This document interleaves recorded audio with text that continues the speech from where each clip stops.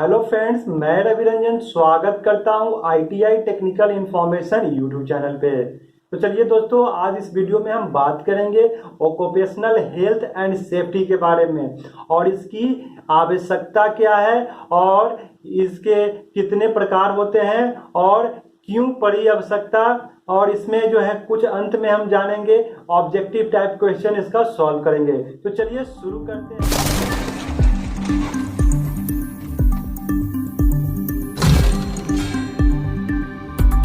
तो occupational health and safety का क्या मतलब हुआ? तो ऑक्यूपेशनल हेल्थ और सेफ्टी यानी कि व्यावसायिक स्वास्थ्य और सुरक्षा। तो जिस कंपनीज में आप काम कर रहे हैं, जिस इंडस्ट्री में काम कर रहे हैं, किस कोई माइंस में काम कर रहा है, कोई बिल्डिंग बनाने वाला में काम कर रहा है, तो कुछ में काम कर रहा है, तो वहां पे हेल्थ और सेफ्टी बहुत महत्वपूर्ण है। व्यावसायिक अगर हेल्थ और स्वास्थ्य सुरक्षा आपको मिल जाए तो आप वहां पे अच्छा से काम कर सकते हैं। यदि कोई व्यक्ति स्वस्थ नहीं होगा, वो सुरक्षा का भाव उसमें नहीं होगा, तो क्या वो सही से काम कर पाएगा? नहीं कर पाएगा। तो अगर वो ऑक्यूपेशनल सेफ्टी और हेल्थ को फॉलो करता है तो क्या होगा? उस कंपनी का बेनिफिट होगा, वो हमेशा अच्छा से काम करेगा, उसका काम में मन लगा रहेगा, स्वस्थ रहेगा, तो क्या होगा? वो अपने कंपनीज पे अच्छा से फोकस कर सकता है। तो इसलिए जो है ऑक्यूपेशनल सेफ्टी की आवश्यकता हुई। अब ऑक्यूपेशनल सेफ्टी हेल्थ का बेनिफिट क्या है कि ऑक्यूपेशनल हेल्थ और सेफ्टी से बेनिफिट ये है कि वहां पे काम करने वाले जो कारीगर है, मजदूर है, कर्मचारी है, उनका स्वास्थ्य अच्छा रहेगा, उनका प्रेजेंटेशन अच्छा रहेगा, वो अच्छे से काम कर पाएंगे, उनका अटेंडेंस भी अच्छा होगा, वो अपने प्रोडक्टिविटी को इम्प्रूव कर सकते हैं, वो अपना प्रोडक्शन अच्छा कर सकते हैं। तो इसलिए जो है ऑक्यूपेशनल सेफ्टी की आवश्यकता पड़ी। अब क्वालिटी भी इंक्रीज कर सकते हैं वो अपना, जब वो स्वस्थ रहेंगे। अगर वो अब मान लिया जाए कि किसी जो है कोई कर्मचारी हो बार बार बीमार हो रहा है, तो क्या होगा? उस कंपनी के लिए वो नुकसानदायक होगा, क्योंकि वो अपना काम सही से नहीं कर पाएगा। उसकी जो जिम्मेवारी होगी, जिम्मेदारी दी गई है कंपनी के प्रति, वो काम नहीं कर पाएंगे, तो उस कंपनी को नुकसान होगा। उस माइंस कंपनी को, चाहे वो किसी प्रकार का कंपनी हो, वहां पे उसको नुकसान होगा। अब हम लोग जानते हैं ये ऑक्यूपेशनल हजार्ड्स मतलब कि जो व्यावसायिक जोखिम और खतरे होते हैं वो कई प्रकार के होते हैं। पहला होता है फिजिकल हजार्ड, दूसरा होता है केमिकल हजार्ड, जो रासायनिक तौर पे यानी कि जो रासायनिक के कारखाने में काम करेंगे उनको केमिकल हजार्ड्स की समस्या होगी। उसके बाद बैक्टीरियल हजार्ड, जो डॉक्टरी वगैरह में काम करते हैं, जो कंपनी में मेडिकल लाइन से है, जहां पर बायोलॉजिकल काम होता है, तो वहां पे बायोलॉजिकल हजार्ड्स होंगे। उसके बाद जो है फिजियोलॉजी हजार्ड्स होते हैं, जिसको बोलते हैं शारीरिक चिकित्सा।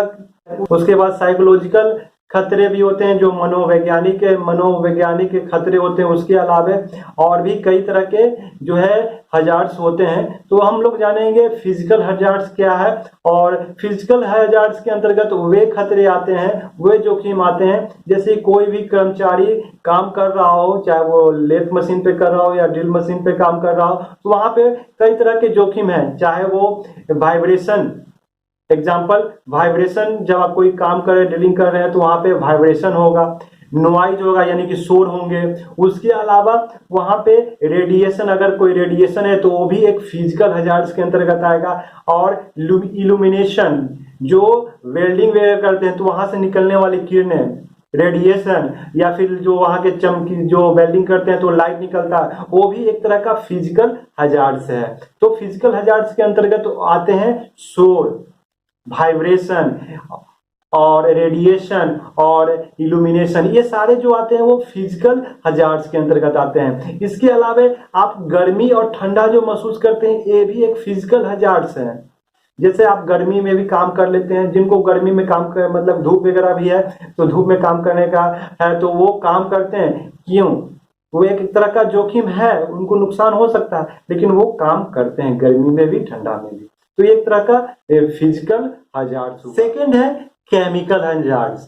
केमिकल हजार्ड्स वो हजार्ड्स है, वे खतरे हैं जो केमिकल से होती हैं, चाहे उसका प्रभाव आपको तत्काल मिले या फिर बाद में। अब जैसे कि जो रसायन वगैरह वाले कंपनीज में काम करते हैं तो उनको कई तरह के हजार्ड्स को सामना करना पड़ता है, चाहे आपको जो एक्सप्लोसिव जो बारूद बनाने वाले कारखाना होते हैं, देखते हैं कि कभी कभी क्या होता है फैक्ट्रीज में आग लग जाते हैं, या फिर फटाके बनाने वाले जो एक्सप्लोसिव है, विस्फोटक पदार्थ बनाने वाले जो कंपनीज है उसमें आग लग जाते हैं। तो उसके बाद आते हैं बायोलॉजिकल हजार्ड, जिसमें बैक्टीरिया, फंगस, वायरस, जब पेड़ पौधे के जो पत्ते हैं, फूल पत्ती हैं, वो सब जो सड़ गल जाते हैं तो वहां से भी एक तरह का निकलता है बैक्टीरिया वगैरह, और वो स्मेल करते हैं। इसके अलावा जो है इन्फेक्शन, अब देखते हैं कि आप लोग समझते हो, सुनते हैं इन्फेक्ट हो गया, इन्फेक्शन हो गया, पेट में, लीवर में इन्फेक्शन हो गया, तो एक तरह का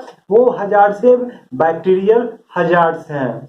चलिए, उसके बाद होता है वो है साइकोलॉजिकल हजार्ड्स। साइकोलॉजिकल हजार्ड्स में बहुत सारे हैं, जैसे कि रॉन्ग एटीट्यूड, किसी का गलत एटीट्यूड है तो वो क्या है, एक तरह का साइकोलॉजिकल हजार्ड्स है। स्मोकिंग, अल्कोहलिज्म, अनस्किल्ड, ये सब जो है वो एक तरह का साइकोलॉजिकल हजार्ड्स है। उसके अलावा एग्रेसिव बिहेवियर, अपसेंटिज्म में, मतलब कि जो कोई लोग का आदत होता है क्या, अपसेंट करने का, तो वो एक तरह का बिहेवियर है, साइकोलॉजिकल हजार्ड्स है। पुअर डिसिप्लिन, यानी कि वो अपना डिसिप्लिन को फॉलो नहीं करता है, तो वो भी एक तरह का साइकोलॉजिकल हजार्ड्स है। साइकोलॉजिकल हजार्ड्स यानी कि जो शारीरिक खतरे होते हैं, जैसे कि ओल्ड एज, सभी का एक दिन एज घटता है, सभी का एज बढ़ता भी है, घटता भी है, तो एक तरह का वो एक फिजियोलॉजिकल हजार्ड्स है।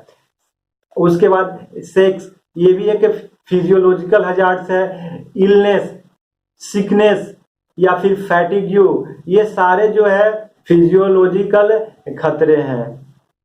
उसके बाद है मैकेनिकल हजार्ड्स। मैकेनिकल हजार्ड्स में वे खतरे आते हैं जैसे कि अनगार्डेड मशीनरी, आप कहीं पे काम कर रहे हैं और जो मशीन है उसका गार्ड आपने ढका नहीं है, गार्ड लगाया नहीं, तो वो एक तरह का खतरा है, वो आपके लिए, आप वर्क करेंगे आपको नुकसान हो सकता है, तो ये एक मैकेनिकल हजार्ड्स है, अनगार्डेड मशीनरी। उसके बाद नो फेंसिंग जो है वो भी एक तरह का मैकेनिकल हजार्ड्स है। उसके बाद नो सेफ्टी डिवाइस, यानी कि आप किसी प्रकार के सेफ्टी डिवाइस का इस्तेमाल नहीं कर रहे हैं तो भी एक मैकेनिकल हजार्ड्स है। नो कंट्रोल डिवाइस, आप किसी प्रकार का जो डिवाइस है उसका कंट्रोल नहीं हो पा रहा है, तो एक तरह का वो मैकेनिकल हजार्ड्स है। उसके बाद जो है इलेक्ट्रिकल हजार्ड्स है।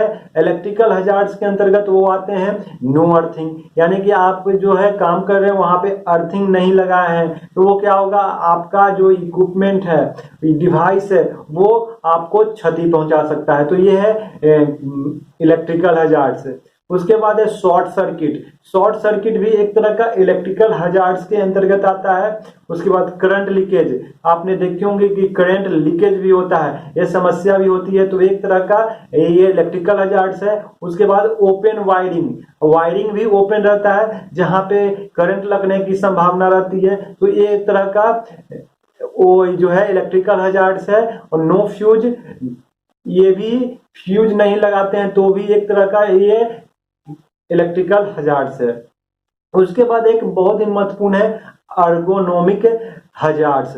अर्गोनोमिक हजार्ड्स के अंतर्गत आता है जैसे पुअर मैनुअल हैंडलिंग टेक्निक, यानी कि आपने जो आप काम कर रहे हैं वो गलत तरीके से कर रहे हैं, तो एक अर्गोनोमिक हजार्ड्स के अंतर्गत आएगा। रॉन्ग डिजाइन, जो आपने डिजाइन बनाया है वो रॉन्ग है, तो वो एक अर्गोनोमिक हजार्ड्स के अंतर्गत आएगा। उसके बाद रॉन्ग लेआउट मशीनरी, जो आपने मशीनरी का लेआउट किया है वो भी एक गलत तरीके से किया है, तो एक तरह का एर्गोनोमिक हजार्ड्स है। तो इस तरह से आप जानते हैं, समझ सकते हैं कि ये हजार्ड जो है, आप कहीं भी काम कर रहे हैं आपको हजार्ड्स मिलेंगे। जैसे आप कहीं कंपनीज में काम कर रहे हैं तो बॉस का लोड अगर स्ट्रेस मिलेंगे तो भी एक तरह का वो हजार्ड्स ही है। तो इस प्रकार से ऑक्यूपेशनल हेल्थ एंड सेफ्टी में ऑक्यूपेशनल हजार्ड्स जो है वो काफी है। तो आप इस चीज समझ सकते हैं कि हजार्ड्स क्या है, खतरे क्या है, जोखिम क्या है, आप जहां भी काम करेंगे किसी न किसी प्रकार का जोखिम आपको मिलेगा। तो अंत में हम लोग क्लियर करेंगे कि हजार्ड्स जो है, ऑक्यूपेशनल हजार्ड्स, वो कई तरह के होते हैं, जैसे physical hazards, chemical hazards, mechanical hazards, उसके बाद psychological hazard, physiological hazards, mechanical hazards, electrical hazards और अर्गोनोमिक हजार्ड्स। ये करीब 8 टाइप के हजार्ड्स को बांटा गया है।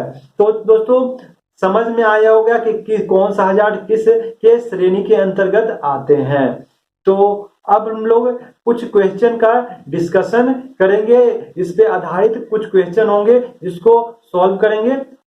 और वीडियो आपको कैसा लग रहा है कमेंट करके बताएं। लाइक और शेयर करने से पता चलता है कि आपको वीडियो अच्छा लग रहा है, और यही माध्यम है कि हम लोग को आपका फीडबैक पता चलता है लाइक और शेयर और सब्सक्राइब से, कि किस प्रकार से आप लोग लाइक कर रहे हैं, आपको अच्छा लग रहा है नहीं लग रहा है। अगर लाइक करते हैं तो पता चलता है कि हाँ आपको वीडियो अच्छा लग रहा है, तो कृपया लाइक और शेयर कर दीजिए, और चैनल पे नए हैं तो चैनल को सब्सक्राइब कर दीजिए, बेल आइकन को भी दबा दीजिए, ताकि आपको इस प्रकार का इंफॉर्मेशन और नोटिफिकेशन मिलता रहे। तो चलिए अब हम लोग कुछ क्वेश्चन को सॉल्व करेंगे। तो चलिए आज शुरू करते हैं प्रश्नों का सेशन।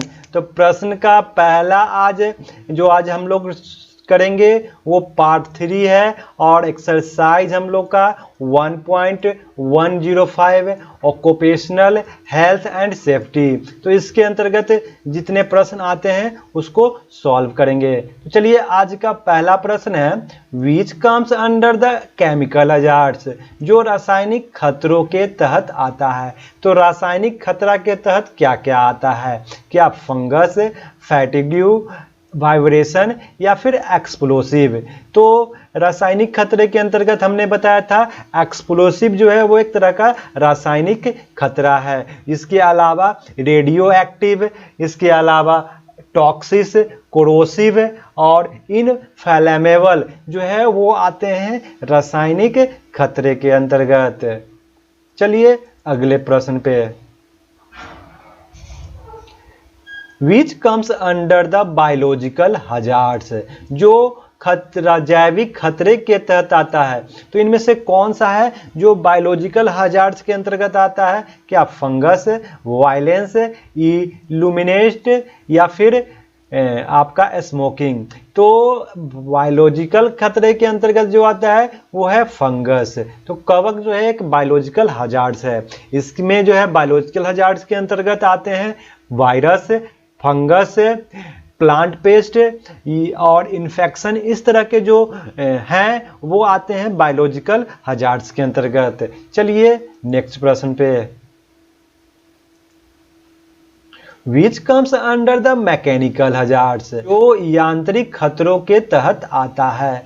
तो देखिए ऑप्शन को और उसके बाद बताइए कि जो यांत्रिक खतरे यानी कि मैकेनिकल खतरे के अंतर्गत आता है, ill health, inflammable, wrong attitude या फिर अनगार्डेड मशीनरी। तो मैकेनिकल हजार्ड्स के अंतर्गत आते हैं वो है अनगार्डेड मशीनरी, यानी कि जो बिना सुरक्षा वाली मशीनरी है वो जो है एक मैकेनिकल हजार्ड्स है। इसके अलावा no fencing, no safety device, no control device, ये सारे जो है मैकेनिकल हजार्ड्स के अंतर्गत आते हैं। चलिए अगले प्रश्न पे,